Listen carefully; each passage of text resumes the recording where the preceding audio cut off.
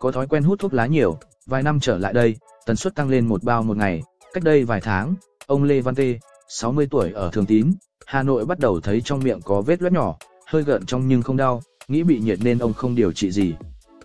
Cách đây 2 tháng, chỗ loét dày, to lên nhanh và hơi cứng nên tôi vào bệnh viện huyện kiểm tra, bác sĩ kê đơn thuốc uống 10 ngày nhưng không đỡ.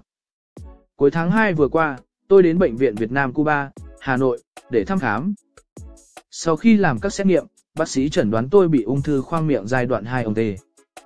Kể lại, theo BSK2 Nguyễn Thanh Thái, trưởng khoa phẫu thuật tạo hình hà mặt, bệnh viện Việt Nam Cuba, khi đến viện, khối u ở má trái ông Tê đã to 34 cm.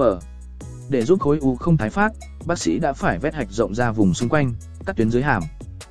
Song song đó, một ekip khác lấy vạt tự do má ngoài đùi để phẫu tích, nối vi phẫu lên vùng má vừa bị cắt u, diện tích miếng da lên tới 12x8 cm.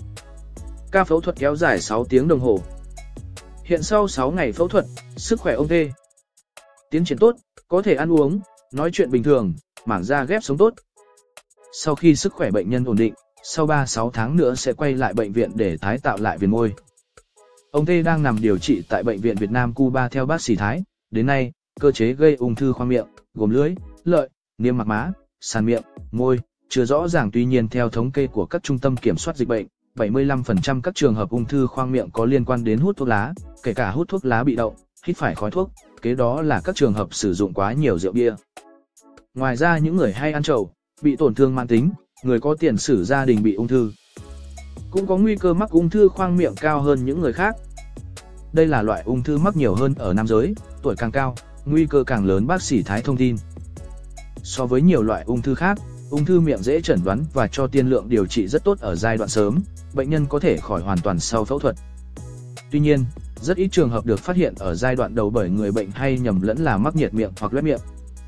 Đồng thời các chuyên gia cho hay, hầu hết bệnh nhân ung thư khoang miệng ở Việt Nam đều đến bệnh viện thăm khám khi đã ở giai đoạn muộn, khiến việc điều trị kém hiệu quả.